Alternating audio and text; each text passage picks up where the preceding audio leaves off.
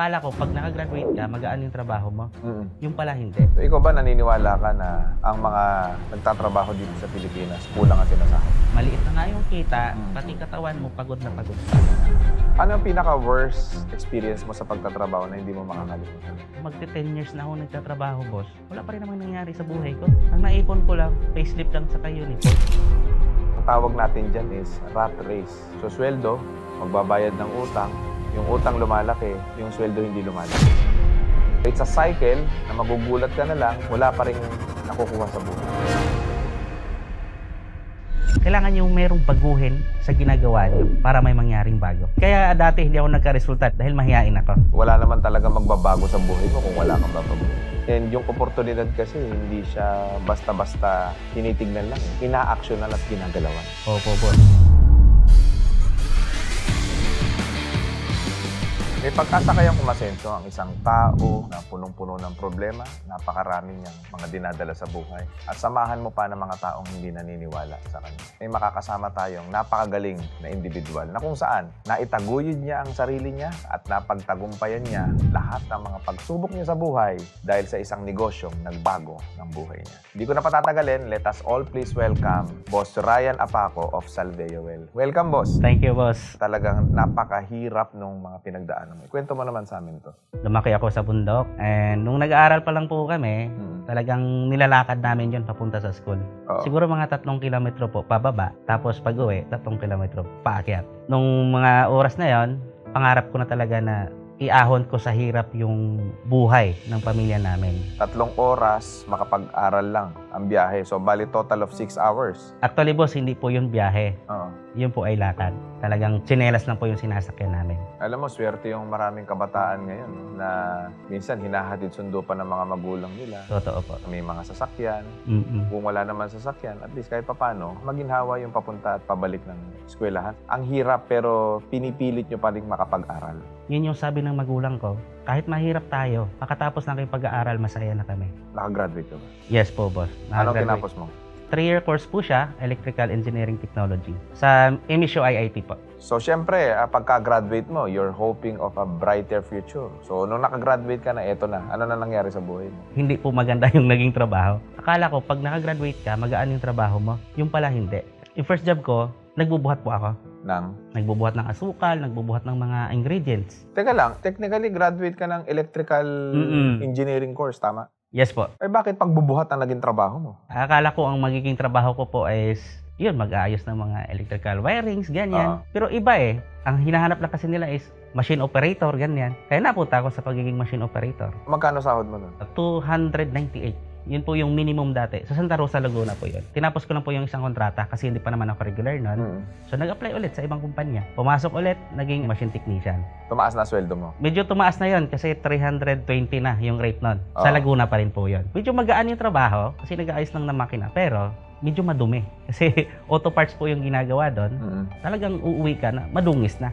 Sakay mo ng shuttle, katabi mo parang mandidiri sa'yo. Ano ba ito? Baho naman na yung katabi ko. Ano ang pinaka-worst na experience mo sa pagtatrabaho na hindi mo makakalimutan? Alam mo yung biglang nanghina yung katawan ko. Di ba nagbubuhat ako noon, yung first job ko. Maliit na nga yung kita, pati katawan mo pagod na pagod pa. Okay, so ikaw ba naniniwala ka na ang mga nagtatrabaho dito sa Pilipinas kulang ang sinasahod? Yes, boss. Naniniwala ako doon. Kaso nga lang, wala namang better opportunity. Kaya ang napipili ng marami is mag-abroad. Paano ka naman nag-umpisa ng pagninegosyo? So, na-invite po ako sa network marketing. In-invite niya ako. Sabi niya, bro, sama ka sa akin. Sabi ko, anong meron? Attend tayo seminar. Pwede kang yumaman dito. Yumaman? Abay, gusto ko yan. Gusto kong yumaman eh. Kaya sumama ako sa kanya sa seminar. So, ayun na, boss. Nag-seminar na. Punta kami sa office. Pinaliwanag niya yung business na ganito. Pwede kang yumaman. Pwede kang kumita ng 300,000 isang buwan. Pinakitaan kami ng cheque. Doon pa lang, nainganyo talaga ako. Nagkaroon ka ng pag-asa? Kasi yung speaker nung time na yon, tricycle driver. Tricycle driver yumaman. Madalit sabi, sumali ka. Sumali ako, boss. Puhunan nun, 7,000. Eh, paano ka nakakuha ng 7,000? Ayun naman sa club, nangutang ako. Kanino ka nangutang? Buti yung upline ko, siya naman yung nagpautang. Ano nangyari? Yumaman ka ba? Hindi. Ayun yung akala ko, boss, na pag sumali ako doon, yayaman ako. Eh, bakit hindi ka yumaman? Mahihain ako eh. Ayun ang problema. Mahiyain akong mag-approach sa mga tao. Ang nangyari, wala din ako mga napapasali. Alam mo, Ryan, yan ang buhay ng mga nasa network marketing industry. Anong araw, bago ka makapagpasali, grabing convincing power. Tapos kung ano-ano mga pagsasasabihin mo para makapag-sign in ka lang ng mga bagong member. Pero ito tanong ko, di ba scam yan? Yung mga nagpapakita ng mga kotse, nagpapakita ng mga kinikita nila sa networking, ay mga scammer daw. Hindi, boss. Paano sabi? Ang MLM, isang legit business. Basta may produkto, tapos yung produkto naman ay talagang nakatulong sa tao, hindi yan scam. And ako, I truly agree on that kasi it is actually a recognized form of selling or distribution of product globally. So ngayon, hoping, may pag-asa, yayaman, kaso nga lang, hindi yumaman, hindi umasenso. O ano nangyari sa buhay mo? Tinuloy-tuloy ko na lang yung pagtatrabaho. O tama. Kaya lang umabot na sa point na magte-10 years na ako nagtatrabaho, boss. Wala pa rin namang nangyari sa buhay ko. Ang naipon ko lang, payslip lang saka uniform. Nagkaroon pa ako ng pamilya. Nanganak yung asawa ko. Doon ko naranasan yung lalong mahirap na buhay. So ibig sabihin, lumaki yung pangangailangan mo pero yung sahod mo hindi. So naranasan ko na ngayon yung magsangla ng ATF para lang makatawid. Pero parang paulit-ulit na lang yung routine ng buhay na gano'n na lang lagi. Sa mga nanonood ngayon, alam ko, meron din kayong currently na ganyang klase ng experience. Ang tawag natin dyan is rat race. So sweldo, magbabayad ng utang. So sweldo ulit, magbabayad ng utang. Yung utang lumalaki, yung sweldo hindi lumalaki. So, nangyayari, hindi nakakaipon, nalulubog sa utang, nagiging sanhi ng lalong pagpapahirap sa marami. So, it's a cycle na magugulat ka na lang, 10 years, 20 years na nakalipas, wala pa rin nakukuha sa buhay. Kailangan yung merong baguhin sa ginagawa nyo para may mangyaring bago. Alam mo, totoo yan. Kasi wala naman talaga magbabago sa buhay mo kung wala kang babaguhin. Opo. And yung oportunidad kasi, hindi siya basta-basta tinitignan lang eh. Ina-actionan at ginagalawan. So dahil nagtuloy-tuloy ka sa trabaho, ayaw mo na ng networking, ano nangyari? That was year 2019. Nakita ko ngayon ang isang ads sa Facebook. Video po ni VP Jin. Nag-o-offer siya na gusto mo bang magkaroon ng hassle-free business na hindi mo kailangan mag-stock ng product, hindi mo kailangan magkaroon ng inventories, tapos pag may o-order sa'yo, company na yung bahala sa lahat. Wala akong alam sa dropshipping noon, basta sinabi niya dropshipping. Parang okay to Kasi sabi doon sa video, pwede mong gawin kahit na meron kang trabaho, kahit na ikaw ay OFW or nasa bahay lang. So nagkaroon ako ngayon ng panibagong pag-asa na kahit pa-online ka lang, pwede kang kumita. Nag-click ako doon sa ads, provided na lahat ng trainings. Doon ko natutunan yung boss, yung Facebook ads. Nagkakaroon naman ako ng mga inquiries. So sumali ka? Sumali ako. O kala ko ba ayaw mo na? Kaya ako sumali kasi hindi naman networking yung pinopromote. Magkakaroon ng system, may mga products na, tapos company na yung magpapaship. So ibig sabihin, ito ang pinakamakabagong style ng networking ngayon. Yes. Sa palagay mo, pwede sa mga mahihiyaing kagaya mo. Opo, boss. Kasi ang networking, dati pang malakas lang ang loob na kumausap sa tao yan eh. Ang networking pala ngayon, pang mahihiyain na. Opo, boss. Kasi kaya dati hindi ako nagka-resulta, di ba? Dahil mahihiyain ako. Pero dito sa Salveo, hindi ko naranasan na mag-i-invite, mag-recruit. Dito ko lang naranasan na yung mga tao na mismo, yung magme-message sa akin para Teka lang, sumali. Wala kang pera, minimum wage earner ka, paano ka nag-umpisa? Yung pambayad sana namin sa rent, hindi ko muna binayad sa monthly amortization. Sabi ko, ipuhunan ko muna to. Napasali ako sa lumang system ng Salveo. Itong bago kasi ngayon is swap na. Puhunan kasi dati noon, 2,500 pesos. Dumadami yung napapasali ko noon. Dahil po sa pag-Facebook ads. Provided na po kasi lahat. Kahit pa paano, binabudgetan ko siya. 100, 200, ganyan. 100 pesos. Yes po. Tapos from 100 to 100 pesos, may mag-i-inquire na sa'yo. No? Yes, may mga nag-i-inquire na eh. And then, ito yung masaklap, boss. Kasi gumanda na sana eh. Pagdating ng pandemic, humina na talaga siya. Pero nung time na yon, nung 2021, yun din yung nag-start yung swap. Sumali na ako sa swap noon bago kami umuwi. Sumama pa rin po ako kay na Ma'am CEO doon sa new system. That was April 2021. Isa po ako sa mga pioneer ng swap. Promote namin is, sali na kayo, pioneering stage, in the hope na maraming sasalin mga leaders. Kaya lang gumastos na kami sa ads, walang sumasali. Sabi ko, bakit ganun? Wala nang sumasali sa networking. Parang negative na lahat ng tao sa networking.